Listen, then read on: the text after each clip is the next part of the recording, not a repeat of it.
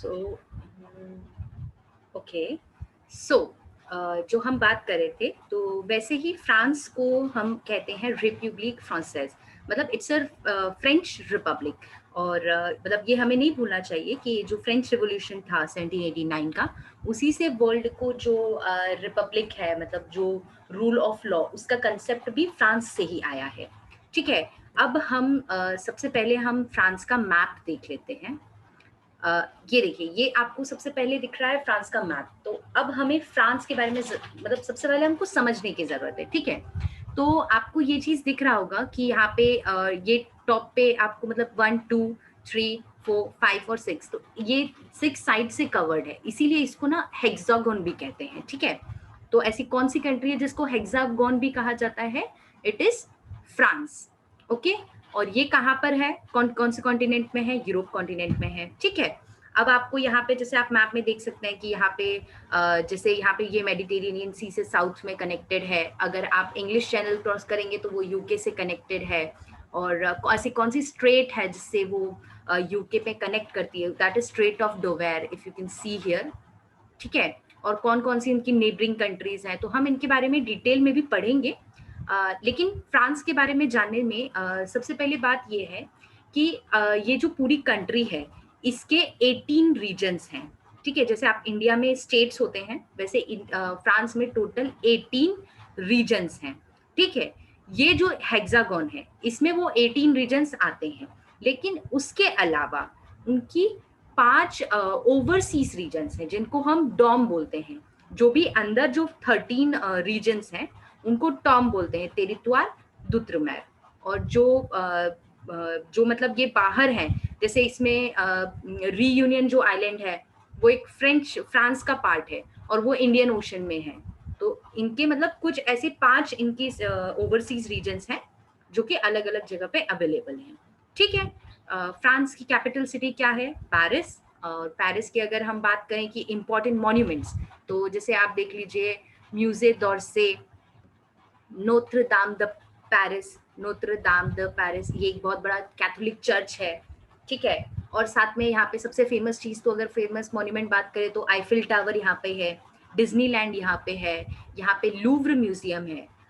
ये एक फैक्ट बहुत इंपॉर्टेंट है, अगर आप लिखना चाहें तो कहीं नोट कर लीजिए कि लूव्र म्यूजियम में मोनालिसा की पेंटिंग अवेलेबल है। मोनालिसा की पेंटिंग जो फ्रांसुआ the regions, okay okay, I will explain regions once again, don't worry Nishan, okay. So ये जो लूव्र म्यूजियम है, यहाँ पे मोनालिसा पेंटिंग अभी भी अवेलेबल है, ठीक है। क्लियर? ओके। अब हम थोड़ा सा आगे बढ़ते हैं नेक्स्ट स्लाइड पे। अब यहाँ की नेबरिंग कंट्रीज कौन कौन सी है, जैसे हमने उसमें देखा, ये हम एक फैक्ट्स में बात करें तो बेल्जियम, नॉर्थ साइड पे, नॉर्थ ईस्टर्न साइड पे बेल्जियम आ जाता है।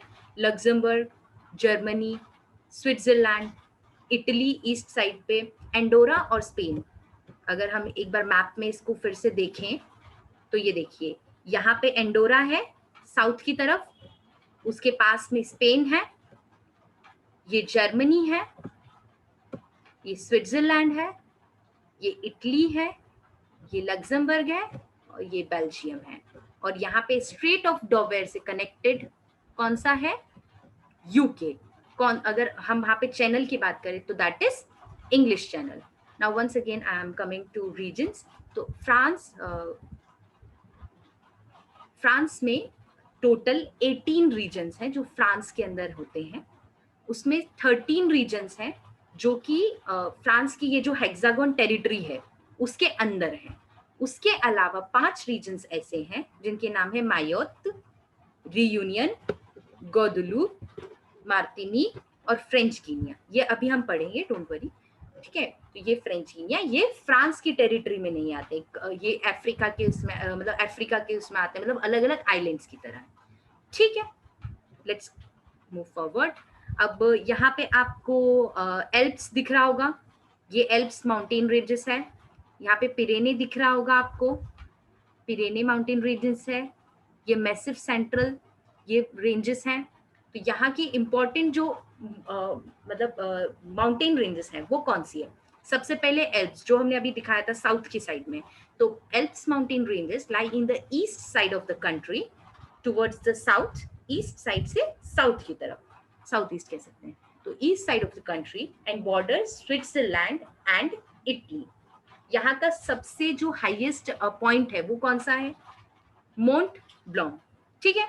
मो मतलब फ्रेंच में होता है, अगर इसको मतलब ये एक फ्रेंच वर्जन है, तो मोंट मतलब होता है माउंटेन और ब्लॉन्क मतलब होता है वाइट, तो इसको वाइट माउंटेन कह सकते हैं, जो मतलब वो एक ट्रांसलेटेड वर्जन है, तो ये उसकी हाईएस्ट पीक है, ठीक है। ये पूरे वेस्टर्न यूरोप की सबसे हाईएस्ट पीक भी है। Okay, another important mountain is Pyrenees, stretches from Atlantic Ocean to Mediterranean coast in the southern France, ठीक है।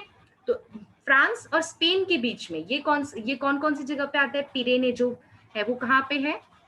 फ्रांस और स्पेन के बीच में, ठीक है। चलो, now let's come to rivers of France. तो फर्स्ट रिवर, ये 5 रिवर आपको पढ़नी है, ठीक है। यही 5 रिवर आपके बारे में पूछेंगे, इससे ज्यादा आपसे नहीं पूछा जाएगा। अब रोन रिवर है, रोन ग्लेशियर से निकलती है, और ये कहाँ पे मतलब इनका माउथ कहाँ है? मेडिटेरेनियन सी, ठीक है। अब गैरोन रिवर है, ये पिरेने से निकलती है, पिरेने जो माउंटेन्स थे, माउंटेन रेंजेस थी, जिसको हमने देखा साउदर्न साइड पे है, वहां से निकलती है और फ्रांस में जाती है। गिरोन एस्चुरी से आई है, अटलांटिक ओशन में जाती है, ठीक है। अब है सेन रिवर, ये इसका सॉन, ये एक सेन करके एक माउंटेन है, ठीक है। ये भी एक फ्रांस में माउंटेन है, ये मतलब मिडिल पार्ट में आता है, तो वहां से रिवर निकलती है सेन रिवर, ठीक है। लाव्र और इंग्लिश चैनल मतलब आप समझ रहे हैं कि ये नॉर्थ के साइड इसका माउथ है, ठीक है। अब नेक्स्ट है लुआर, लॉन्गेस्ट रिवर ऑफ यूरोप। अभी हम ये सब क्वेश्चंस पे हम बाद में आते हैं, ठीक है। लुआर, लॉयर अगर इसको इंग्लिश में बोले तो लॉयर, ये मैसिव सेंट्रल, जो सेंट्रल में अब हमने देखा था कि माउंटेन है, माउंटेन रेंज है, वहां पे आती है। इसका माउथ अगेन अटलांटिक ओशन के साइड है, सेंट नेसी। राइन रिवर तोमैसे इन स्विट्जरलैंड, ठीक है। ये यहाँ से स्टार्ट होती है, स्विट्जरलैंड से स्टार्ट होती है, फिर वो फ्रांस की तरफ जाती है।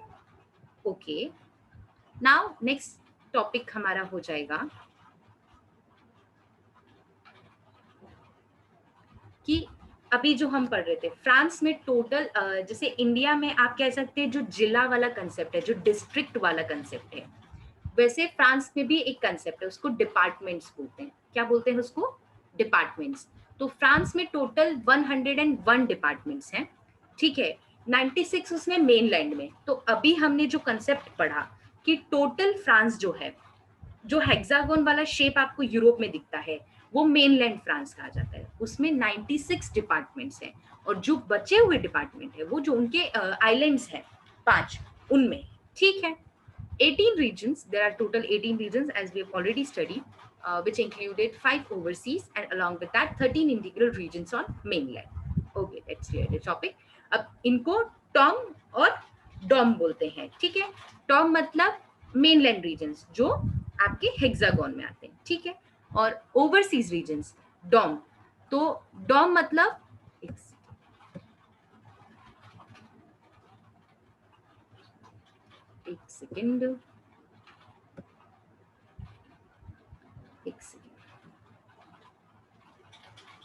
एक second, I have to share the PPT again.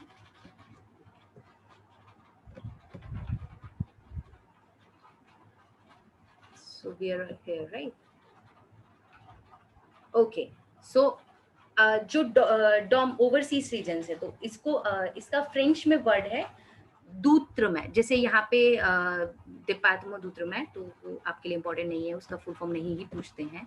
तो from 1982 they have nearly the same political status at metropolitan departments, लेकिन कुछ स्पेशल प्रोविजंस उन्हें मिले हैं। जैसे रीयूनियन आइलैंड है, तो उन लोगों के पास कुछ स्पेशल और एक ऑटोनॉमी है कि वो अपना कॉन्स्टिट्यूशन खुद बना सकते हैं। इवन वो मतलब यूरोपियन उनको वोट करेंगे, मतलब यूरोपियन यूनियन में वोट कर सकते हैं, यूरोपियन पार्लियामेंट में, ठीक है। और उनकी करेंसी भी यूरो है, लेकिन उनके पास खुद की ऑटोनॉमी है। ऑटोनॉमी जैसे कि वो अपना कॉन्स्टिट्यूशन खुद बना सकते हैं, उनके कुछ रूल्स, जैसे हर कंट्री के कुछ कुछ अपनी मत से रूल्स हैं। तो ये जो 5 रीजन्स हैं ओवरसीज, वो अपने रूल्स भी खुद बना सकते हैं, तो उनके पास कॉन्स्टिट्यूशन की पावर है, लेकिन वो यूरोपियन पार्लियामेंट में भी मेंबर्स हैं, है ना। ओके, सो अब आइलैंड्स देख लेते हैं। मार्टिनिक आइलैंड, इसकी कैपिटल क्या है? Fort the France. और ये रीजन कहाँ पर है? ये एक माउंटेनियस रीजन है कैरिबियन आइलैंड में, ठीक है। तो ये चीज आपको ध्यान रखने की जरूरत है, क्योंकि ये पहले भी ये चीज पूछी गई है कि कौन से रीजन, कौन से मतलब what is the speciality of that region, right. तो उसके लिए आपको माउंटेनियस, यहाँ पे मतलब माउंटेन्स बहुत सारे हैं, ये कैरिबियन आइलैंड में लोकेटेड है, ठीक है। Next is French Guinea. Guinea, इनकी कैपिटल है कायन। कायन इसको बोलते हैं। ये साउथ अमेरिका में आती है। साउथ अमेरिका, अगर हम हिस्ट्री का पार्ट देखेंगे तो फ्रांस ने बहुत सारी साउथ अमेरिकन मतलब अमेरिका के बहुत सारे रीजन्स पे डोमिनेट करा है जब नेपोलियन के टाइम पे, तो इसीलिए कुछ कुछ टेरिटरीज अभी तक बची हुई हैं। तो ये एक रेन फॉरेस्ट है यहाँ पे बहुत सारे, यहाँ पे फ्रांस के जो स्पेस सेंटर्स हैं वो भी यहाँ पे अवेलेबल है। कहाँ पे? फ्रेंच गिनिया में। नेक्स्ट है गोदलोप। गोदलोप, गोदलोप की कैपिटल है बास टेर। ये अगेन माउंटेनियस है, बहुत सारे वोल्केनोस से बना है। तो ये एक है कि गोदलोप पे बहुत सारे एक्टिव वोल्केनोस अभी भी अवेलेबल हैं, तो क्योंकि ये एक मतलब आइलैंड है तो वहाँ पे अभी भी है। Next is Mayotte. तो ये ममुत्सु, ममुत्सु इसकी कैपिटल है। ये एक आइलैंड है, ये नॉर्दर्न मतलब नॉर्दर्न साइड पे है, मतलब जो इंग्लिश चैनल है उसके साइड पे, ठीक है। और ये इलीगल माइग्रेंट्स के लिए बहुत मतलब बहुत सारे यहाँ पे इलीगल माइग्रेंट्स रहते हैं, यू कैन से, क्योंकि ये एक फ्रांस का मतलब डायरेक्ट पार्ट नहीं है इसके, ये अलग तरीके से आइलैंड्स बने हुए हैं, इसीलिए यहाँ पे बहुत सारे इलीगल आइलैंड्स हैं, ठीक है। Next point is reunion. तो रीयूनियन की कैपिटल है सेंट डेनिस। ये बहुत इंपॉर्टेंट है रीयूनियन। इसका मोस्ट इंपॉर्टेंट पॉइंट ये है कि ये आपके इंडियन ओशन में आती है, ठीक है। तो ये इंडियन ओशन में आता है, और कहा जाता है कि रियूनियन और फ्रेंच गिनिया में इंडियन कल्चर भी बहुत ज़्यादा फेमस है। वहाँ पे पंजाबी फूड वगैरह, आपके जो भी इंडियन प्रोडक्ट्स है, इंडियन जो फूड प्रोडक्ट्स है वो आपको बहुत इजीली अवेलेबल है। सेम रियूनियन भी आइलैंड एक वोल्केनो मतलब एक्टिव आइलैंड है, ठीक है। तो दैट इज सफिशिएंट।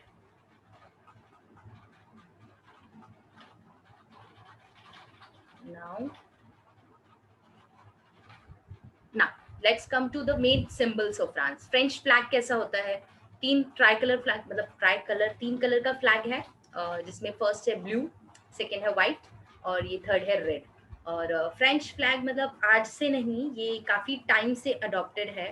मतलब अगर हम बात करें तो मतलब ये जब फर्स्ट कॉन्स्टिट्यूशन बना था तभी एक तरह से ये फ्लैग को अडॉप्ट कर लिया था, मतलब लाइक पब्लिकली नहीं बट वैसे कर लिया था।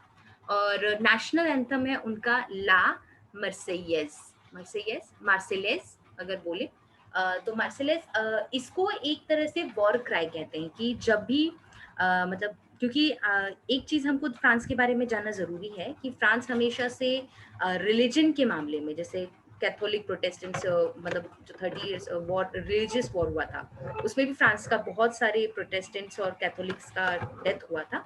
तो फ्रांस में मतलब एक तरह से कहा जाता है कि ये रिलीजियस मतलब काफी ज्यादा इम्पोर्टेंस है। तो ये जो मेरे से ये जो सॉन्ग है, ये वहाँ के जो सोल्जर्स हैं, जो आर्मी के सोल्जर्स हैं, उनको मोटिवेट करने के लिए क्लोद जोसेफ रूजेट ने लिखा था, ठीक है। लीस लेक आइलैंड है, तो उन्होंने 1792 में लिखा था। अब 1792 में ऐसा क्या हुआ था? 1789 में फ्रेंच रिवॉल्यूशन हुआ था, ठीक है। तो फ्रेंच रिवॉल्यूशन जब 1789 में हुआ था तो उसका लोगों के मतलब और 1792 में जो लोगों के राइट्स है, ह्यूमन राइट्स को डिक्लेयर किया था, तो वो भी एक बहुत मतलब इम्पोर्टेंट टाइम था। इसीलिए उस चीज की मतलब तब जो सॉन्ग लिखा गया था उसको बहुत इम्पोर्टेंस दी जाती है, ठीक है। Okay, let's come to next point. Sorry, okay. Now Marianne allegorical figure, मतलब allegoric figure of French republic, ये आपको मतलब जब भी आप जो देखेंगे तो आपको मिल जाएगा, ये प्रेजेंटेशन भेजूंगी मैं आपको, इसका फोटो दिखाऊंगी। यहाँ का ये एलोगेरिक फिगर है फ्रेंच रिपब्लिक का। Official motto of France that is liberty, equality and fraternity. ये इसमें फ्रेटर्निटी और इक्वालिटी वर्ड हमारे इंडियन कॉन्स्टिट्यूशन में भी लिए गए हैं, है ना। और next is great seal in France 1848 when slavery was finally abolished in France. तो अगर आप ये देख सकते हैं तो मतलब ये एक तरह से उनका ग्रेट सील है जो 1848 में लगा था, और तब ऑफिशियली स्लेवरी को बंद कर दिया गया था। ओके। अगर नेशनल हॉलिडे की बात करें तो फ्रांस में बास्टिल डे बनाया जाता है। बास्टिल एक पैलेस का नाम था जिसको फ्रेंच रेवोल्यूशन के टाइम पे जो पेरिजियंस थे, पेरिस में है ये, पेरिस जो फ्रांस की कैपिटल है वहाँ पे है। तो बास्टिल जो मतलब जो मतलब एक प्रिजन था, तो पैलेस था, प्रिजन कह सकते हैं, तो वहां से लोगों ने आर्म्स इकट्ठा करने के लिए वहाँ पे रिवॉल्यूशन के नाम पे मतलब रिवॉल्यूशन के लिए सबसे पहले वहाँ पे अटैक किया था। तो ये कब मनाया जाता है? 14 जुलाई 1789, मतलब ये हुआ 14 जुलाई 1789 को हुआ था, लेकिन आज तक उसको फ्रेंच लोग काफी सेलिब्रेट करते हैं in the memory of French revolution. Okay okay. Now talking about French parliament, तो जैसे इंडिया में है बाइकैमरल लेजिस्लेचर है, यहाँ पे एक नेशनल असेंबली है और एक सेनेट है। नेशनल असेंबली की बात करें तो जब फर्स्ट टाइम फ्रांस में रिपब्लिक आया था 1789 में, तब भी उन्होंने एक नेशनल असेंबली क्रिएट की थी। और मतलब ये कंसेप्ट जैसे इंडिया में, वर्ल्ड में ये कंसेप्ट तो काफी लेट आया है with the concept of democracy, but France में ये कंसेप्ट 1789 में ही आ चुका था, जब उन्होंने बात की थी कि लोगों को बैठना चाहिए, जो भी समझदार लोग हैं, इलेक्टेड लोग हैं, उनको बैठना चाहिए, वहाँ पे नेशनल असेंबली बननी चाहिए, एक सेनेट होनी चाहिए ना।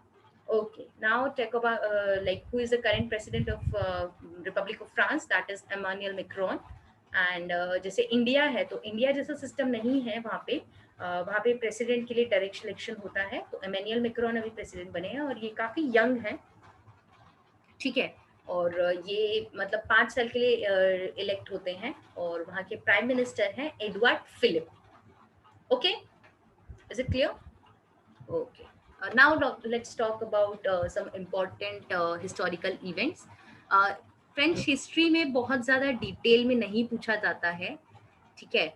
तो इतना ज़्यादा उसको हिस्ट्री के ऊपर इतना ज़्यादा फोकस करने की ज़रूरत नहीं, बस there are some important events जिनके बारे में आपको पढ़ना है। जैसे सबसे पहला अगर हम इवेंट देखें तो फ्रांस बना कैसे, मतलब अगर आप फ्रांस कुछ भी चीज़ है तो वो आई कैसे। तो ऐसा था कि यहाँ पे गोल्स नाम के, जैसे इंडिया में ट्राइबल्स हैं, तो वैसे गोल्स नाम की ट्राइबल कम्युनिटी थी, ठीक है। तो वहां पर वो लोग रहते थे, गोल्स, ठीक है। 600 बीसी के आसपास वो वहां पर लोग रहते थे, ठीक है। तो फिर वहां पे धीरे धीरे लोग इकट्ठा हुए, तो फिर वहां पे राजा का चयन हुआ। तो अब पहला राजा किसको कहा जाता है? Clovis one. क्लोविस वन को पहला राजा इसलिए वहां का कंसिडर किया जाता है, ठीक है। यहाँ पे फिर अगर हिस्ट्री की बात करें तो यहाँ पे रोमन एम्पायर भी मतलब गोल्स और रोमन एम्पायर भी था। अगर आप एस्टेरिक्स और ओबेलिक्स करके मतलब एक कार्टून चैनल है, अगर आप उसमें देखेंगे तो आपको काफी सारी चीजें क्लियर हो जाएगी ना। Now next important thing is कि रेनेसॉन्स क्या था? सबसे पहले रेनेसॉन्स एक ऐसा कल्चरल और आर्टिस्टिक मूवमेंट था जिसमें एंटीक्विटी के टाइम पे, मतलब एंटीक्विटी मतलब जो पुराने जमाने के जो भी लोग थे, जो भी मतलब इंटेलिजेंट लोग थे जिन्होंने बहुत सारा काम किया था, तो जब उन्होंने कॉन्स्टेंटिनोपल पे अटैक किया तो वहाँ के जो भी मतलब जो भी विद्वान लोग थे वो अपना अपना सारा बुक्स उठा के वहां से भाग गए, ठीक है। तो फिर क्या किया कि लोगों ने क्या किया कि अब अगर उनके पास इतना अच्छा अच्छा बुक्स उनके पास अवेलेबल होगा तो लोग क्या करेंगे, लोग उसको पढ़ेंगे। तो उन्होंने फिर जब 1494 आया, 1500 तक लोगों ने उसको पढ़ना शुरू किया, ठीक है। फिर लोगों ने पढ़ना शुरू किया, तो अगर आप किसी भी नॉलेज वाले इंसान की बात पढ़ेंगे तो आपको और ज्यादा मतलब नॉलेज मिलेगा, राइट। जस्ट अ मिनट, एक मिनट।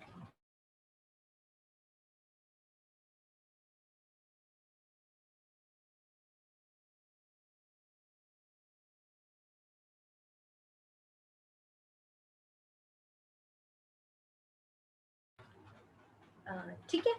तो यहाँ पे उन्होंने क्या बताया कि जो ह्यूमंस हैं, एक नया वर्ल्ड एक तरह से बनाया। उन्होंने बोला कि ह्यूमंस जो है वो सेंटर पॉइंट है, जैसे पहले चर्च था, तो पहले चर्च ये कहता मतलब चर्च का अलग तरीके से मानना था, और बहुत सारी चीज़ें ऐसी थी कि गैलीलियो जो मतलब क्रिश्चियन जो थॉट्स थे हुआ करते थे, जिसमें वो ये कहते थे पहले कि अभी इवन अभी भी कई लोग ये चीज़ तो बिलीव करते हैं कि अर्थ जो है फ्लैट है और इस टाइप के। तो वो जो वो मतलब एक सोसाइटी में जो इस तरह का कंसेप्ट बना हुआ था, बहुत रिजिड कंसेप्ट बना हुआ था, उसको एक तरह से अपोज करने के लिए रेनेसांस टाइप का मूवमेंट था, जिसमें उन्होंने कल्चर, आर्ट, फिलॉसफी, इस तरह के सारे जो भी चीज़ें हो सकती थी वो की।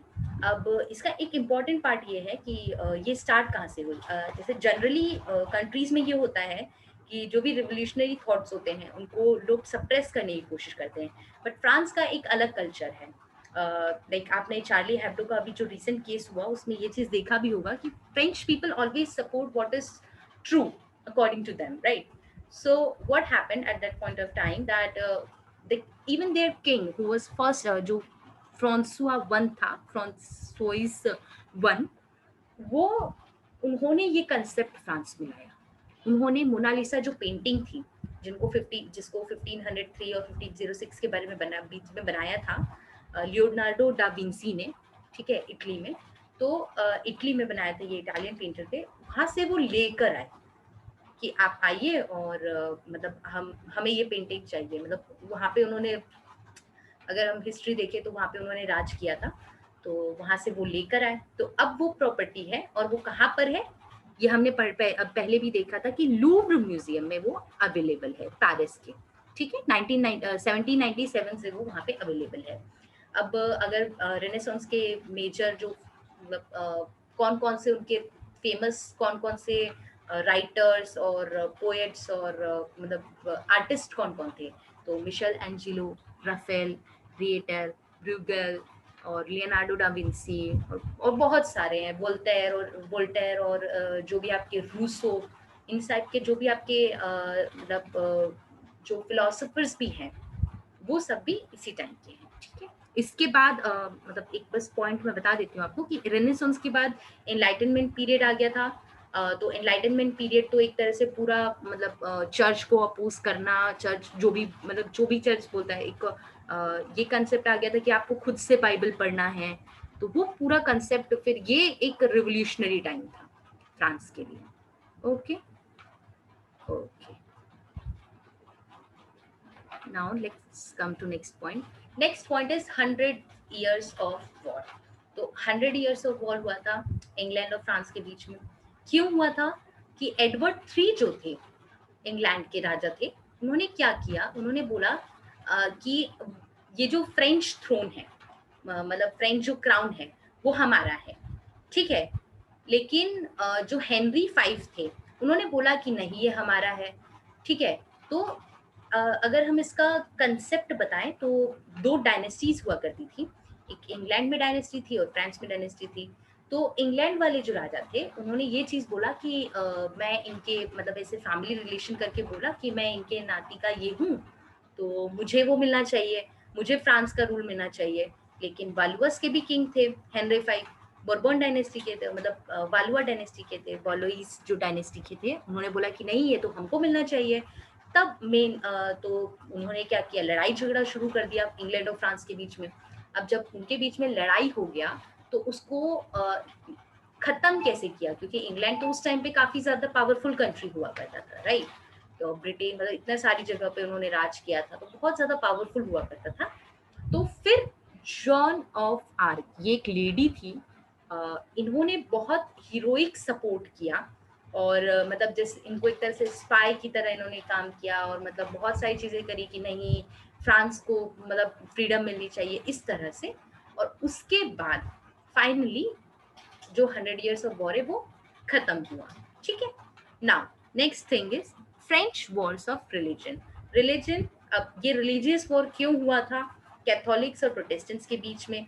अब इसमें कई मिलियंस लोगों की डेथ हुई थी। ये कब हुआ था, 1562 से 1598, ठीक है। तो बेसिकली जो कैथोलिक्स और प्रोटेस्टेंट्स के बीच में फाइट थी, उसका रीजन था कि जो प्रोटेस्टेंट्स थे वो ये कहते थे कि हमें बाइबल खुद से पढ़नी है, और कैथोलिक्स अब जो पुराने थॉट्स थे, जो चर्च कहता है कि उन्हीं थॉट्स को बिलीव करने में, उन्हीं थॉट्स को बिलीव करते थे। और अगर हम टाइम पीरियड की बात करें तो इस टाइम पे यहाँ पे राजा भी कैथोलिक हुआ करते थे, ठीक है। तो अगर राजा कैथोलिक है तो वो ऐसे कैसे जाने देगा, वो तो बोलेगा कि नहीं आप कैथोलिक है तो आप कैथोलिक, वो प्रोटेस्टेंट्स को फिर सफर कर रहे थे उस वक्त। तो फाइनली वैसे ये इसको एंड करने के पीछे भी फ्रांस का ही बहुत बड़ा हाथ था। जो भी फ्रेंच वॉर ऑफ रिलीजन है, ये 30 इयर्स तक इसको, मतलब 30 इयर्स तक लगभग ये वॉर चला था। 30 साल तक धर्म के नाम पे युद्ध हुआ था वेस्ट में, ठीक है। Now the most important point, that is Louis 14। Louis 14 सबसे इम्पोर्टेंट किंग माना जाता है फ्रांस का। तो लुई द ग्रेट, या फिर इनको सन किंग भी कहते थे। तो इनका कहना ये था कि जो मतलब सबसे पहले तो ये सबसे ज्यादा मतलब लॉन्ग टाइम तक फ्रांस के किंग रहे, है ना। और इनका ऐसा, ये बहुत बचपन में जब ये 12 साल के थे तब ये फ्रांस के राजा बन गए थे। इनके जो मैजरीन करके इनके एक मिनिस्टर थे, उनकी डेथ हो गई थी।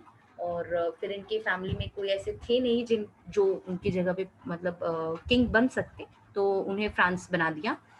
इनका अभी तक हम चीज़ क्या देख रहे हैं कि फ्रांस किस लिए जाना जाता था। फ्रांस में मतलब लड़ाई हो रहा है, झगड़ा हो रहा है, चर्च का मतलब बहुत ज़्यादा एक स्ट्रॉन्ग रोल माना जाता था इस पॉइंट तक, ठीक है। लेकिन लुई 14 के आने के बाद क्या हुआ, ये एक एब्सोल्यूटिज्म की पावर पहुंच गई। एब्सोल्यूटिज्म मतलब absolute power to the king. इसके लिए पिरामिड भी बोला जाता है कि पहले ऐसे कहा जाता था कि नोबल्स होते हैं, नोबल्स होते हैं, फिर क्लर्जीज होते हैं, उसके बाद फिर आपके थर्ड जो स्टेट है टियर था वो आता है। लेकिन मतलब थर्ड जो स्टेट है वो आता है। लेकिन क्या हुआ इस टाइम पे कि राजा ने जो भी जितने भी तरह के आपके, आप चाहे क्लर्जी हो, आप चाहे नोबल हो, या आप चाहे थर्ड स्टेट के हो, या आप बुर्जुआजी हो, सबको उन्होंने एक कॉमन प्लेटफॉर्म पे ला दिया। एब्सोल्यूट मतलब एब्सोल्यूट पावर सिर्फ राजा के हाथ में होगी, बाकी सबकी पावर कोई काम की नहीं, सिर्फ राजा का ही शासन चलेगा।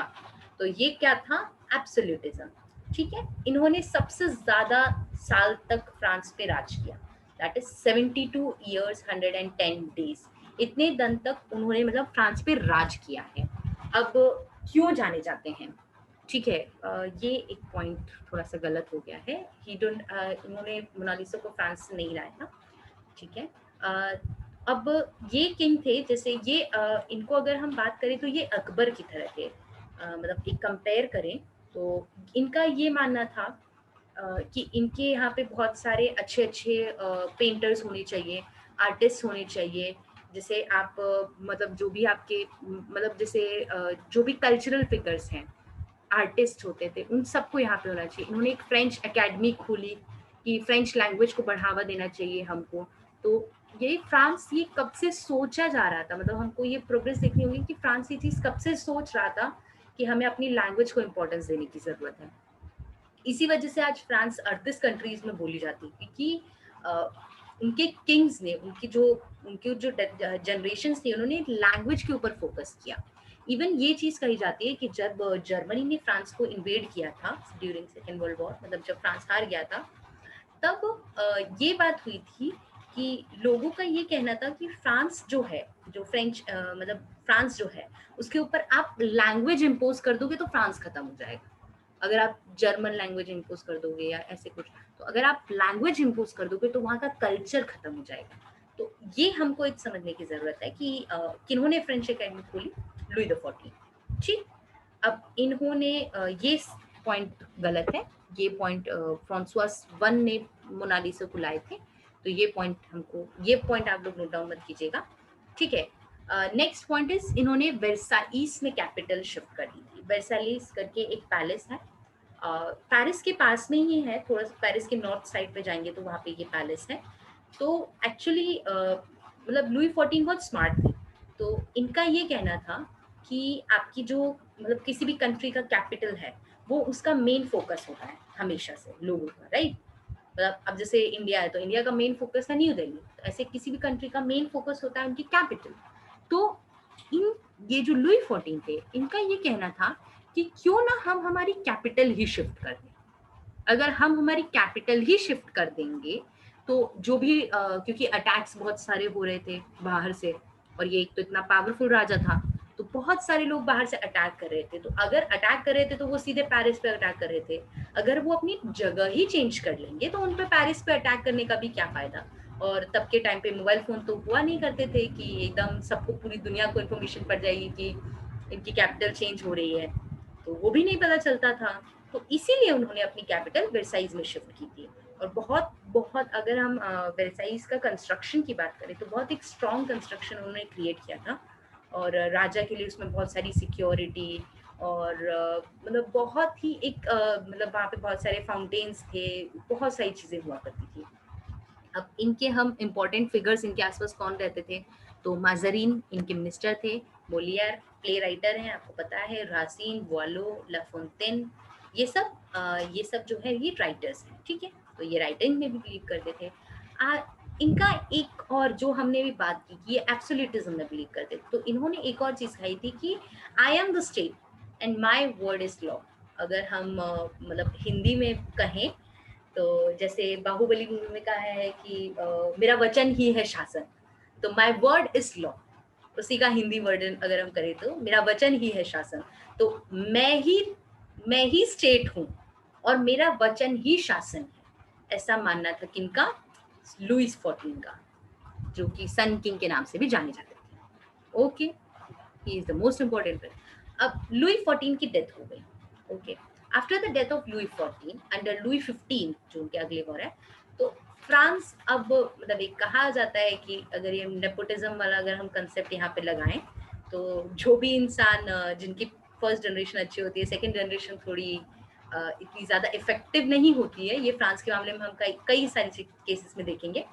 तो पहले तो उनके लुई 14 तो बहुत पावरफुल राजा थे, लेकिन लुई 15 का क्या हुआ, लुई 15 ने जो भी उनकी नई टेरिटरीज उन्होंने गेन की थी वो सारी हार गए। उनके जो भी मतलब एक 7 इयर्स का वॉर हुआ था, एक कॉन्फ्लिक्ट हुआ था ग्रेट ब्रिटेन और फ्रांस में 1756 1763 के बीच में, तो वो भी हो गया। और साथ में यहाँ की इकोनॉमिक कंडीशन, सबसे इम्पोर्टेंट पॉइंट ये है, ये एक this is one of the cause, ये आप लिख लीजिए, one of the cause of French revolution was 7 years of war between Great Britain and France, and another reason was the lack of food. लोगों के पास खाना खाने को नहीं बचा था, वहाँ की इकोनॉमिक इतनी ज़्यादा गिर चुकी थी। और मतलब क्योंकि एब्सोल्यूटिज्म की बात थी कि लुई 14 ने ऐसा राज बनाया था कि मैं ही राजा हूँ, मैं ही सब कुछ हूँ, वो सब कुछ मैनेज करते थे अच्छे से। लेकिन इन लुई 15 के टाइम पे सब कुछ बिखर सा गया था, यू कैन से कि सब कुछ मतलब ऐसे कुछ भी मतलब कुछ भी नहीं ढंग से हो रहा है वहाँ पे। मतलब राजा ही मतलब राजा पहले हुआ करता था कि राजा ही सब कुछ काम करता है, लेकिन अब ये हो गया कि राजा कुछ नहीं कर रहा है, राजा बहुत लेजी। अगर इसका आप फोटो देखेंगे तो लुई 15 को एक लेजी किंग के नाम से भी बोला जाता है, कि ये काफी लेजी किंग था। तो इनका ऐसा था कि ये कुछ नहीं करते थे। अगर हम इसका एक एग्जांपल दें तो फ्रांस में कंसेप्ट हुआ करता था जनरल असेंबली। तो जनरल असेंबली में क्या होता था कि आपके जो भी तीनों स्टेट है, जैसे क्लर्जीज, नोबल्स और जो थर्ड स्टेट है, थर्ड स्टेट मतलब बचे हुए जो भी लोग हैं, तो जो भी थर्ड स्टेट के लोग थे ये तीनों मिलते थे और आपस में कोई भी इम्पोर्टेंट इशू है या कोई भी इम्पोर्टेंट पॉइंट है तो उस पर डिस्कशन किया करते थे, ठीक है। लेकिन इन्होंने मतलब लगभग जब लुई 15 किंग बने उन्होंने कभी वो चीज की ही नहीं, ठीक है। उन्होंने मतलब वो चीज कभी किया ही नहीं, आगे वाली जनरेशन और भी ज्यादा वैसी निकली, ठीक है। अब क्या हुआ, अब आता है फ्रेंच रेवोल्यूशन, सबसे इंपॉर्टेंट पॉइंट है फ्रेंच रेवोल्यूशन। ये कब स्टार्ट हुआ, 1789 में ये चीज स्टार्ट हुआ। अब 1789 में क्या हुआ कि लोग, प्रॉब्लम यहाँ पे क्या थी, सबसे बड़ी प्रॉब्लम थी यहाँ की लोगों को खाना नहीं मिल रहा था और लोग भूख के मारे मर रहे थे। तो यहाँ पे उन्होंने क्या किया कि जो बेस्टिल पैलेस था, पैलेस बेस्टिल एक तरह से प्रिजन था, पैलेस में एक प्रिजन था। तो वहाँ पे क्या हुआ कि वहाँ पे आर्म्स मिल जाएंगे, आर्म्स मतलब आपके हथियार बहुत सारे अवेलेबल थे। तो उन्होंने क्या किया, बेस्टिल पे अटैक कर दिया। इसी दिन को 14 जुलाई 1789 को, इसी दिन को वहाँ का नेशनल हॉलीडे भी बोला जाता है, ठीक है, नेशनल हॉलीडे बोला जाता है। तो वहाँ पे क्या किया उन्होंने, वहाँ पे वो चीज कर दिया, ठीक है। उन्होंने वहाँ पे अटैक कर दिया। अब वहाँ पे लोगों ने अटैक कर दिया, वहाँ की सत्ता हिल गई, वहाँ पे नेशनल असेंबली बन गई। एक तरह से वहाँ पे रेवोल्यूशन आ गया। ये मतलब पूरे फ्रांस से आवाज़ उठी कि नहीं, अब राजा नहीं चाहिए हमें, हमें लोग चाहिए, इस तरह से। अब उसके बाद क्या हुआ?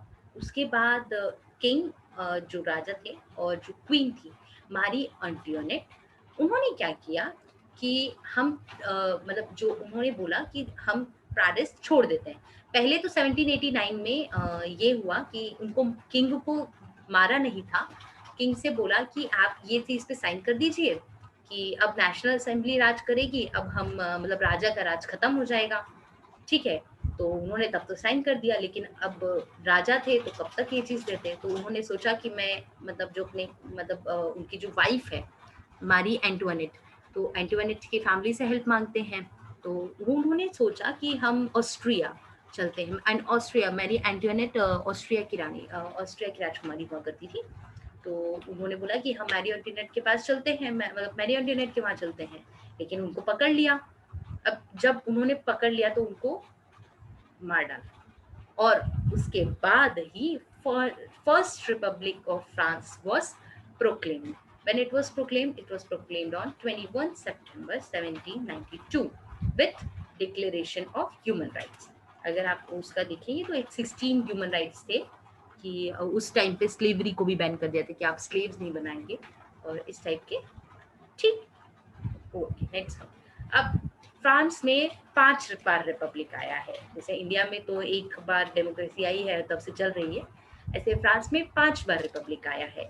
1792 से 1792 से 1804, 1792 में जब लुई 16 को मारा, उसके बाद फिर उन्होंने ह्यूमन राइट्स का डिक्लेरेशन किया। उसके बाद 1804 में नेपोलियन को एम्परर बना दिया। ठीक है, सेकेंड रिपब्लिक में फिर नेपोलियन के जो डायनेस्टी थी वो आई।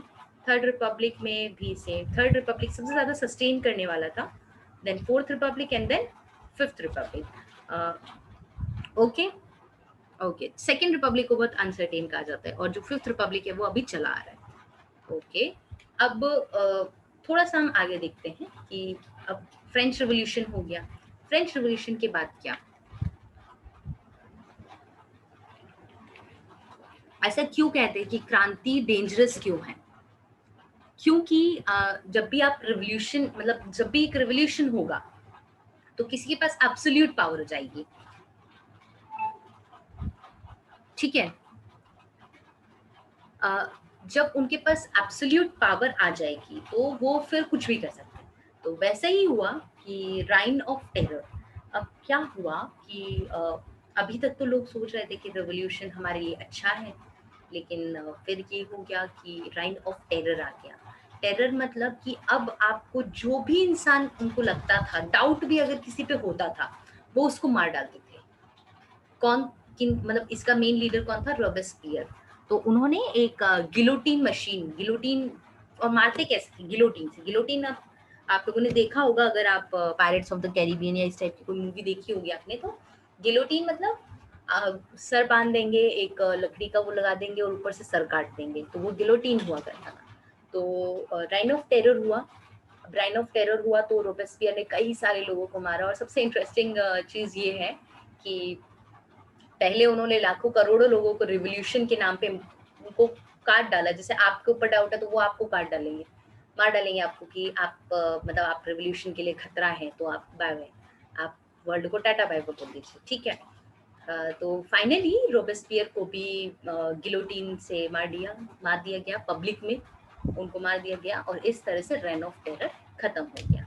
ठीक है, अब अभी तो यहाँ पे फ्रेंच रिवॉल्यूशन के बाद लोगों में समझ थी थोड़ी बहुत, लेकिन जिस तरह से उन्होंने ये सब चीजें देखी कि ये लोग काटना मरना, ये सब जो भी ब्लड उन्होंने वहां पे देखा, वहां पे लोग सस्टेन नहीं कर पाए, उस मतलब उस ब्लड को वो देख नहीं पाए। तो उन्होंने उस मतलब उनको एक तो माइंड में उनको चल रहा था कि नहीं, हमको कुछ एब्सोल्यूट पावर तो चाहिए। ठीक है, एब्सोल्यूट हमको पावर चाहिए। ठीक है, तो अब क्या हुआ? देखो ये इतना डिटेल में नहीं पूछा जाता है कि गिलोटिन किसने बनाया, ये सब इतना डिटेल में नहीं आएगा। हम जितना भी कहानी जितना बता रहे हैं उतना आप पढ़ लीजिए, इतना आपके लिए सफिशिएंट है। ठीक है, अभी आप इतना पढ़ लीजिए और आपके जो भी डाउट्स हैं वो हम डेफिनेटली क्लियर कर देंगे, ठीक है? तो अभी आप क्लास पे फोकस कर लीजिए। तो how the first republic of France ended. तो अब रिपब्लिक को खत्म क्यों करना पड़ा? तब कंसेप्ट आया कि नेशनल असेंबली होनी चाहिए। तो फिर फ्रांस ने डिसाइड किया कि हम हमारे एक नहीं हमारे 3 एम्परर होंगे। तो एम्परर उनको कॉन्स्यूल बोलते थे, कॉन्स्यूला या कॉन्स्यूल। तो उन्होंने बोला कि हमारे 3 कॉन्स्यूल होंगे जो हर तरह का हमारा फैसला लेंगे, है ना? तो वो 3 कंस्यूल थे। अब नेपोलियन बोनापार्ट कौन था? नेपोलियन बोनापार्ट एक नॉर्मल सैनिक आदमी था, आर्मी से आया था, कोई राजा वाली फैमिली से नहीं था, नॉर्मल इंसान था, आर्मी में सोल्जर था, मिलिट्री जनरल बना। उसने बहुत सारे जगह पे लीड किया फ्रांस को, बहुत सारे वॉर्स जिताए और फिर वो एक काउंसिल, मतलब इतना उसके अंदर पास पावर आ गया कि उसको एक काउंसिल बना दिया थर्ड में। उसके बाद फिर थोड़े टाइम बाद ये कंसेप्ट आया 1790 में, सॉरी 1801 में ये कंसेप्ट आया कि नहीं नहीं 3 काउंसिल में तो बहुत प्रॉब्लम हो जाता है काउंसिल में, हमें सिर्फ एक काउंसिल रखना चाहिए, ठीक है? उसके अलावा हमारे पास नेशनल असेंबली तो है ही। तो फिर आया कंसेप्ट कि एक ही काउंसिल रहेगा, तो वो फिर नेपोलियन ही बना, नेपोलियन ही कौंसुल बना। और उसके बाद फाइनली उन्होंने करते करते करते करते फिर से उन्होंने डेमोक्रेसी खत्म कर दी और वहां पे कौन आ गया? Emperor of France. Emperor of France कौन बना? Emperor of France Napoleon Bonaparte, ठीक है? What was the reason? अब इसके पीछे रीजन ये था कि फ्रांस के पास असीम शक्तियां, आप कह सकते हैं कि नेपोलियन बोनापार्ट के टाइम पे फ्रांस इतना ज्यादा पावरफुल स्टेट हो गया था। उन्होंने मतलब प्रोटेस्टेंट्स और जैसे प्रोटेस्टेंट्स और कैथोलिक के बीच में जो फाइट थी वो खत्म करवाई और बहुत सारी चीजें, मतलब बहुत सारे स्ट्रॉन्ग डिसीजंस लिए उन्होंने उनके पूरे लाइफ टाइम में। उसके बाद फाइनली उनकी मतलब फाइनली उन्हें हरा दिया गया। लेकिन उनको एक हीरो, मतलब एक तरह से आप उन्हें एक नेशनल हीरो समझ लीजिए, क्योंकि उन्होंने क्या किया, बैटल ऑफ वाटरलू में जब 18 जून 1815 को उनकी डेथ हो गई, लेकिन एक्चुअली उनकी डेथ नहीं हुई थी, वो मतलब डिफीट हुए थे और उसके बाद सेंट हेलिना में उनको एग्जाइल, मतलब एग्जाइल में, मतलब कह सकते हैं कि एक तरह से भेज दिया गया था एग्जाइल में, ठीक है? तो सेंट हेलिना में उनको भेज दिया गया था, यहाँ पे उनकी डेथ नहीं हुई थी बैटल ऑफ वाटरलू में, है ना? तो यहाँ पर ये भी है कि जब यहाँ पे था तो यहाँ पे 3 कंट्रीज ने उनको मिलके हराया था, प्रशिया और इंग्लैंड और उनके साथ मतलब जितनी भी यूरोपियन थी, क्योंकि इतना ज्यादा नेपोलियन इतना ज्यादा स्ट्रांग हो चुका था कि वो पूरे वर्ल्ड के लिए खतरा बन गया था। अगर एक इस टाइम का एक स्टोरी अगर है, एक काफी फेमस स्टोरी है कि नेपोलियन बोनापार्ट ने जब इंग्लैंड को रॉ मटेरियल्स की सप्लाई की जरूरत थी, तो जो भी फ्रेंच आइलैंड से रॉ मटेरियल जाते थे वो सारे नेपोलियन ने बंद कर दिए थे, क्योंकि नेपोलियन को लाइक कुछ ईगो इश्यूज हो गया था फ्रांस के मतलब इंग्लैंड के किंग से। तो उन्होंने सारे मतलब वो बंद कर दिया।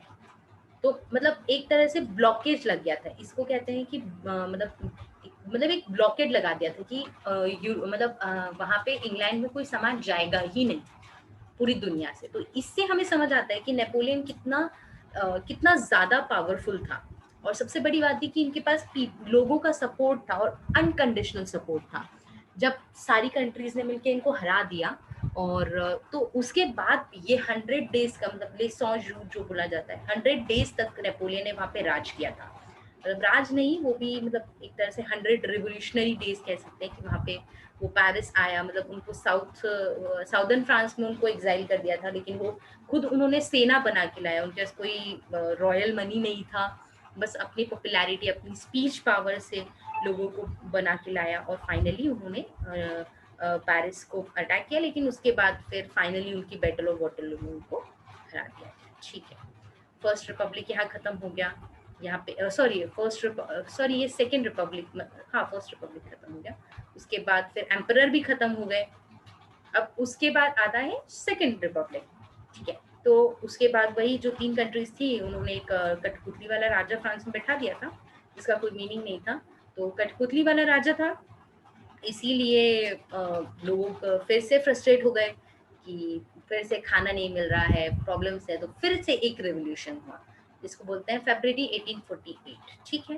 तो उन्होंने क्या किया, जो कि मोनार्की थी उसको वहां से हटा दिया और 1852 में कूप देता मतलब होता है कि मतलब आप कंट्रोल कर लो।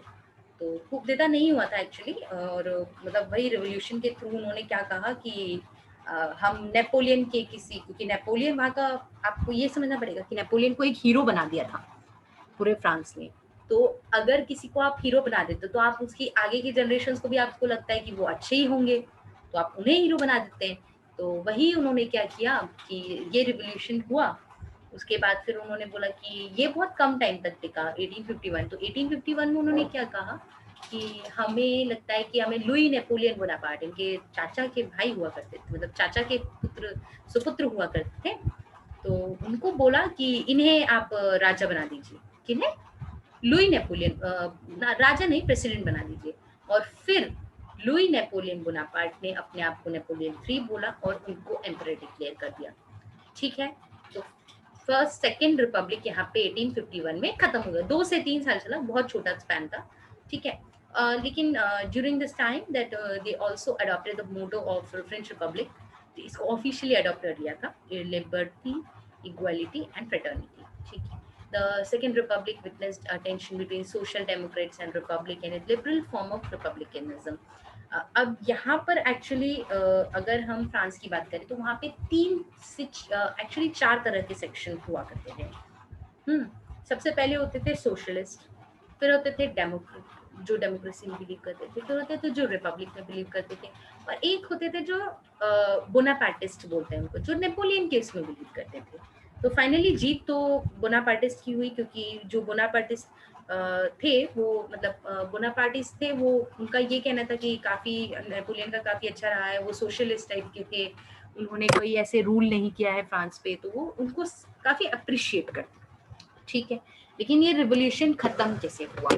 अगेन सेम रीजन, क्योंकि राजा क्योंकि जो मतलब आपके आपके जो इलेक्टेड रिप्रेजेंटेटिव थे वो उतने स्ट्रांग नहीं थे, पावर्टी और हंगर और यही सब इश्यूज की वजह से उनका खत्म हो गया। ठीक है, नाउ लेट्स कम टू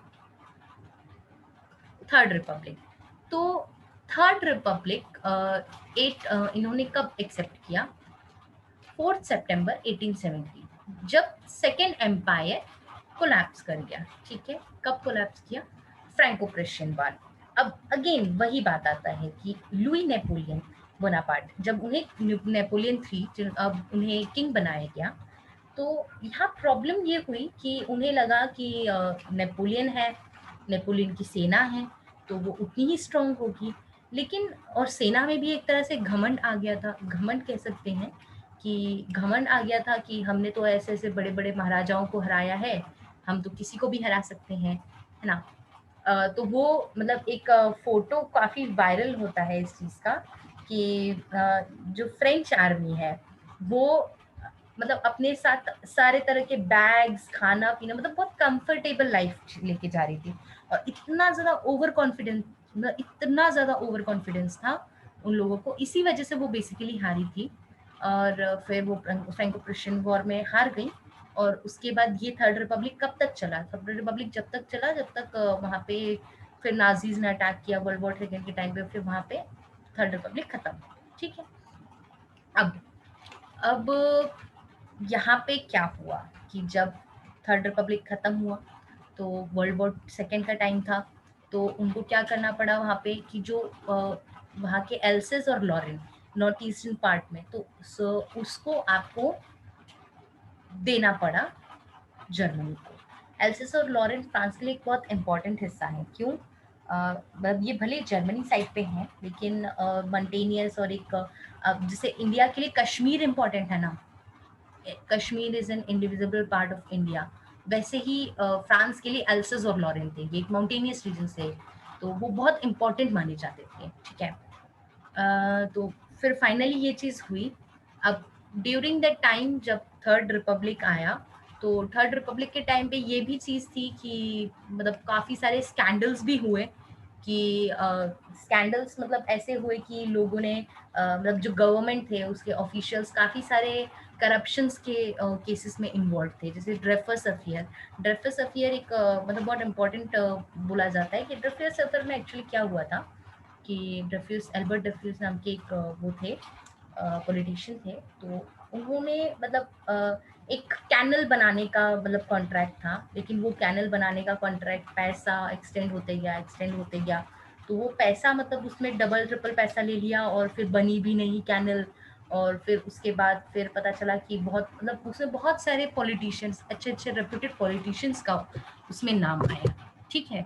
तो उसके बाद क्या हुआ ना, क्योंकि अगर आप फ्रांस के लोगों का मेंटालिटी देखेंगे तो अभी तक वो कहीं ना कहीं से सस्टेन कर रहे थे कि ये होगा वो होगा कैसे भी, लेकिन अब उनका बहुत फ्रस्ट्रेट हो गए वो लोग कि मतलब बहुत सारे कि ये एक मतलब पॉलिटिकल है, पॉलिटिकल स्कैंडल है, लोग हमेशा हमको बस सारी सरकार हमको बेवकूफ बनाती है, तो काफी फ्रस्ट्रेट हो गए थे। तो यहाँ पे इस वजह ये भी एक रीजन था फ्रेंच थर्ड रिपब्लिक खत्म होने का, ठीक है। ओके। जब वर्ल्ड वॉर टू, जब नाजीज ने अटैक किया तो since France was in control of Nazis control, right. So उन्होंने क्या किया कि नाजी से फाइट करने के लिए, अब नाजी ने कंट्रोल कर रखा है तो उनसे फाइट कैसे करेंगे, तो उन्होंने सबसे, ये एक इम्पॉर्टेंट पॉइंट है जिसको ट्रिपल एंटेंट एंटांत और मतलब एक ट्रिपल एंटेंट बोला जाता है ये। तो ये क्या हुआ था कि उन्होंने पहले ग्रेट ब्रिटेन से हेल्प मांगा, ठीक है। फिर रशिया से हेल्प मांगा, तो पहले उन्होंने रशिया के साथ अलायंस बनाया, कब, 1894 में। उसके बाद 1904 में उन्होंने एंटेंट कोर्डियल साइन किया, ये एक मतलब एंटेंट कोर्डियल साइन किया ग्रेट ब्रिटेन के साथ। दोनों चीजें अलग अलग की कि फ्रांस और रशिया ने पहले अलायंस साइन किया 1894 में, 1904 में ब्रिटेन और फ्रांस ने एक साइन किया, ठीक है, कॉर्डियल एंटेंट। एंटेंट मतलब ये जो अंतंत लिखा है इसका मतलब होता है डील, तो डील साइन किया और 1904 में। और फाइनली तीनों ने आपस में, रशिया, फ्रांस और ब्रिटेन, तीनों ने आपस में 1907 में भी एक डील साइन कर लिया कि अगर आपको कोई दिक्कत आएगा तो हम आपके साथ रहेंगे, ठीक है। अब ये जो अलायंस था ये फ्रांस के लिए बहुत इंपॉर्टेंट था। क्यों इंपॉर्टेंट था कि this alliance with Britain and Russia against, they used actually they used this alliance as to fight against Germany and Austria, and eventually led to like Russia, Britain and France to enter in World War One as allied powers. So okay. So जब 90s, अब आगे अगर हम बात करें तो जब 1914 में फ्रेंच आर्मी ने फ्रांस को, पेरिस जो कैपिटल थी उसको डिफेंड कर लिया, नाजिस का कंट्रोल से छुड़वा लिया, ठीक है। तो वहाँ पे ये हुआ कि बहुत सारे लोगों की डेथ हो रही है, बहुत मतलब उस टाइप से प्रॉब्लम था, ठीक है। तो उस टाइम पे एक मतलब एक मतलब फियरलेसनेस के नाम पे एक इंसान को काफ़ी ज़्यादा फेमस माना जाता है, ये आपको मतलब पढ़ना ज़रूरी है कि जॉर्ज क्लेमेंसू, इनको द टाइगर भी बोला जाता है। इन्होंने क्या किया कि एक ऐसी गवर्नमेंट बनाई 1917 में, क्योंकि फ्रेंच में रिपब्लिक तो खत्म हो गया था, लाइक अगर विची गवर्नमेंट थी तो वो एक तरह से नाजीज के अंडर कंट्रोल में थी। तो फिर उन्होंने मतलब जर्मनी को डिफीट करने के लिए 1917 में एक कोलिशन बनाया, और ये he played a main role, like major role in creation of fourth republic. Okay, so France was a major participant in World War One, from which it emerged victorious and was one of the allies in World War Two, but came under occupation by Axis powers in 1940. Clear? 1940 में axis powers ने उनके ऊपर राज कर लिया। First time क्या हुआ था कि एलाइज में तो वो जीत गए वर्ल्ड वॉर वन में, क्योंकि एलाइड पावर्स की तरफ से, दूसरे टाइम में वो हार गए, ठीक है। लेकिन उसके बाद भी फिर हो गया थी 1944 में जब उनको लिबरेशन मिला तो फोर्थ रिपब्लिक बना। और फिर वो फोर्थ रिपब्लिक क्यों खत्म हो गया, अब फोर्थ रिपब्लिक को खत्म होने के पीछे क्या रीजन था। फोर्थ रिपब्लिक के टाइम पे एक बहुत इंपॉर्टेंट पर्सनालिटी हुआ करती थी, इसको बोलते हैं Charles de Charles de Gaulle, Charles de Gaulle, अगर फ्रेंच में बात करें तो चार्ल्स डे गोल। तो एक्चुअली ये हुआ था कि वो वहाँ पे मतलब प्रेसिडेंट थे, इलेक्टेड थे, तो इलेक्टेड थे, लेकिन कुछ लोग होते हैं हर कंट्री में जो जिन्हें लगता है कि वो रिवोल्यूशन ले आएंगे, और इलेक्टेड लोगों भी मतलब गलत हैं, और उन्हें ऐसा लगता है कि उनके पास पूरा पब्लिक सपोर्ट है। तो उन्होंने क्या किया कि फोर्थ रिपब्लिक जैसे एस्टैब्लिश हुआ, तो अल्जीरियंस ने, क्योंकि बहुत सारी कॉलोनीज पे फ्रांस ने रूल कर रखा था, या इस ये पॉइंट ऐसा था जब फ्रांस ने फिर कॉलोनीज को छोड़ना शुरू कर दिया था, क्योंकि फ्रांस ऑलरेडी नाजीज के कंट्रोल में था, तो वो जो उनकी कंट्रीज थी उनको कैसे फंड करते। तो उन्होंने फिर क्या किया कि जो भी उनकी टेरिटरीज थी उनको फ्रीडम देना शुरू कर दिया। तो अल्जीरियन वॉर हुआ। अल्जीरियन वॉर में मतलब फिर अल्जीरियन वॉर से एक्चुअली लोगों को ये हुआ कि क्योंकि फ्रांस ने ऑलरेडी बहुत सारी वॉर की वजह से जो भी डिफीट्स देखी थी, अभी हमने देखा कि जैसे नेपोलियन है और जो मतलब लुई 16 है, तो इन लोगों का मेजर रीजन क्या था कि वो लड़ाई करते थे, जंग करवाते थे, लेकिन उसके बाद क्या होता था, उसके बाद प्रॉब्लम ये होती थी कि आपके पास पैसा खत्म हो जाता था। तो जब जंग हुई, अल्जीरियन वॉर हुआ, फिर अगेन पैसा खत्म होने का बात आया, तो फिर लोगों ने बोला कि नहीं ये सरकार नहीं चलेगी, हमें मतलब रिवोल्यूशन करना चाहिए। तब जाके उन्होंने रिवोल्यूशन किया। लेकिन शार्ल द गॉल, ये जो लिखा है ना Charles de Gaulle, Charles de Gaulle, ये स्पेलिंग है, लिख लीजिए आप, चार्ल्स द गॉल, तो ये बहुत समझदार व्यक्ति थे। तो इन्होंने क्या किया, इन्होंने एक ट्रिक खेली।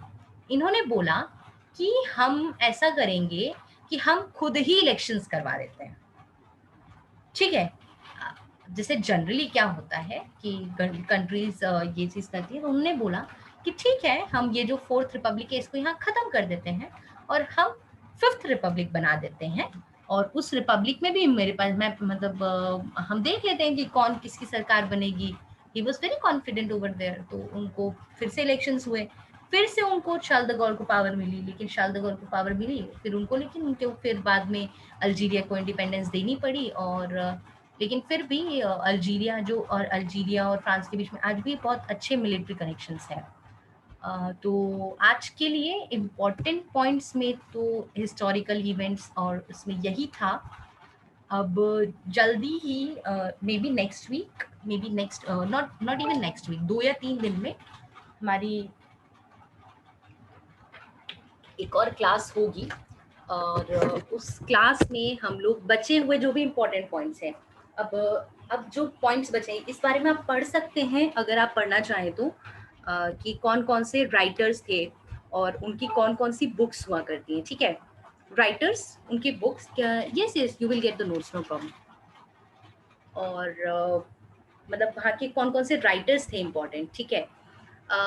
और मतलब उनके राइटर्स कौन कौन से इम्पोर्टेंट थे। और दूसरी चीज़ आपको ये चीज़ पढ़नी है कि वो क्योंकि फ्रांस वर्ल्ड में एक बहुत इंपॉर्टेंट रोल प्ले करता है, तो वर्ल्ड पॉलिटिक्स में उनका क्या रोल है। जैसे यूएन सिक्योरिटी काउंसिल में वो एक परमानेंट मेंबर है, इंडिया को किस तरह से सपोर्ट कर रहे हैं। अभी रिसेंट एमेनुअल मैक्रोन का, जो फ्रांस के प्रेसिडेंट है, उन्होंने इंडिया विजिट किया था। और बहुत सारी चीज़ें चल रही है फ्रांस और इंडिया के बीच में, राफेल डील है ये, तो इन सब के बारे में पूछ सकते हैं, ठीक है। तो ये बहुत इम्पोर्टेंट टॉपिक है। और किसी का, thank you so much for your response. अगर और किसी का कोई डाउट है तो मैं मेरा कॉन्टैक्ट नंबर शेयर कर देती हूँ। ये मेरा कॉन्टैक्ट नंबर है। आप मुझे, ma'am what is 30 years of war, 30 years of war, 7 years of war हुआ था, 30 इयर्स ऑफ वॉर मतलब Sino French war, it's not important Aditya actually, like it's a part of world war but it's not important at all कि सीनो war है, Japan के साथ war हुआ था, तो ये सब चीज़ों के बारे में नहीं पढ़ना है, क्योंकि उसका फ्रांस से खास कूप देता। ओके, कूप देता मतलब ये होता है कि आपने जैसे आप एक रिवोल्यूशन के तहत आपने क्या किया कि आपने वहाँ पे कंट्रोल कर लिया। जैसे आपने वहाँ पे कोई इलेक्शंस नहीं लड़ा, कुछ नहीं किया, आपने बोला कि ये हमारा राज है। खूब देता मतलब समझ रहे हैं आप कि ये हमारा राज है, टाटा बाय बाय आपको, without anything. Okay, clear. Okay, English let's see कब होता है English, may be next few weeks में। अच्छा, आप लोग इंग्लिश में बेसिकली क्या पढ़ना चाहते हैं कि प्रपोजिशंस क्या होता है, आर्टिकल्स क्या होता है, इंग्लिश। ये नोट्स आज आपको मिल जाएंगे, डोंट वरी। आज आपको नोट्स मिल जाएगा, नोट्स की टेंशन नहीं है। आज आपको शाम अभी भेज देंगे थोड़ी देर में, कोई इशू नहीं है। प्रपोजिशंस क्या होता है, grammar, okay. So what I have suggested, like काफ़ी सारे लोगों ने जिन्होंने मुझे कांटेक्ट किया है, मैंने उन्हें यही चीज़ कहा है कि आप इंग्लिश का आपको एटलीस्ट रोज आपको 20 to 30 क्वेश्चंस करना है कंपल्सरीली सॉल्व। ये लिखा है Je pense donc je suis, रने देकार्त का एक कोट है, तो मतलब एक बहुत फेमस राइटर हुआ करते हैं, उनका कोट है। ठीक है, स्पेन के नोट्स ग्रुप में आ गए हैं, स्पेन के नोट्स सारे ग्रुप में भेज दिए हैं। और ये मैं 1 मिनट आपको गौरव जी का आप नंबर ले लीजिए, मैं आपको गौरव जी का नंबर दे देती हूँ। गौरव भैया है, विकास पालिवाल जी हैं, तो आप मतलब या तो मुझे भी मैसेज कर सकते हैं ग्रुप में ऐड होने के लिए, या आप लोगों को जो एडेड नहीं है। गौरव भैया आप हैं यहाँ पे? हाँ कृतिका। हाँ, तो भैया आप आपका और विकास पालीवाल का नंबर दे दीजिए, कुछ लोग पूछ रहे हैं कि अगर ऐसा चीज है। Just a minute. Raghav, mock tests, we are conducting mock test on a regular basis, like not exactly what happened कि अभी हमने सारा पढ़ाया नहीं है, तो जब तक हम सारा पढ़ाएंगे नहीं तब तक हम एक्सपेक्ट नहीं कर सकते कि आप सब कुछ आता है, ठीक है? तो इसीलिए मतलब क्वेश्चंस कैसे बनाना है, देखिए इंग्लिश के इसमें मैं जो एक ट्रिक बता देती हूँ, आप कुछ मत करिए, आप रोज 20 से 30 क्वेश्चन इंग्लिश के क्विज टाइप के सॉल्व कीजिए बस, क्योंकि प्रीपोजिशन क्या होता है ये डेफिनेशंस आप खुद से पढ़ सकते हैं। मतलब we will conduct a class, definitely we are going to conduct a class very soon, but आपको मोस्ट इम्पॉर्टेंट थिंग है कि आप जितना प्रैक्टिस करेंगे ना, आप उतना आपकी प्रैक्टिस होगी, ठीक है? ठीक है Kashinath, we have already we do have previous year questions, and I will also try to send you like a compact PDF that we have for मतलब उस चीज के लिए है, शीट दिया गया है, उसका क्विज नहीं मिलेगा।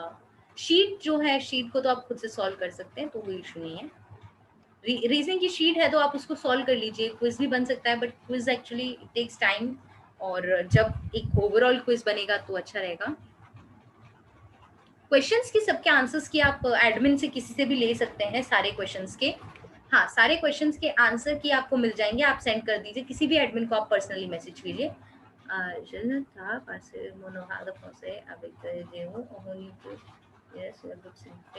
Pratika, I have shared my number and Vikas number. Okay, those who want to contact, they can contact. All right. Yes. And भैया कुछ लोगों का क्वेश्चन है कि नेक्स्ट क्लास कब होगी? Next class in a day और 2, एक दिन का गैप होगा। और इंग्लिश की क्लास के लिए भी भैया काफी सारे डाउट्स मतलब पूछ रहे हैं। इंग्लिश का क्लास अभी लाइक हमने डिसाइड नहीं किया है किस टॉपिक पर लेना है या कैसे कराना है, क्योंकि वो प्रैक्टिस की चीज़ है और बेसिक चीज़ें आप सभी को पता ही है, कॉम्प्रिहेंशन। बट एनीवे हम लोग एक गाइड क्लास देंगे इंग्लिश की भी, कोशिश करते हैं जल्दी कंडक्ट कराने की। तब तक आपको जितने भी प्रैक्टिस सेट मिल रहे हैं कॉम्प्रिहेंशन का या प्रीपोजिशन का, या फिर अभी और भी आज भी मिलेंगे कल भी मिलेंगे, मतलब इस तरह से मिलते रहेंगे, आप उन पर वर्क कीजिए।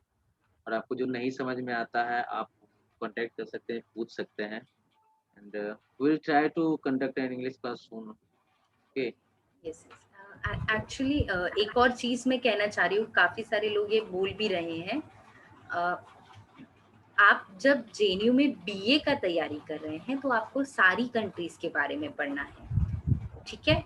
आपको फ्रांस के बारे में पढ़ना, आपको स्पेन के बारे में पढ़ना, आपको रशिया के बारे में पढ़ना, आपको कोरिया के बारे में पढ़ना, आपको जापान के, आपको सारी कंट्रीज के बारे में पढ़ना है। तो फ्रांस का क्लास अलग होगा, स्पेन का क्लास अलग होगा, क्वेश्चन ये नहीं है, आपको सारा पढ़ना है। It's like a syllabus, you have to do everything, ठीक है? YouTube पे अवेलेबल है, it's everything is all videos, like almost all videos are available on our channel ABVP JNU.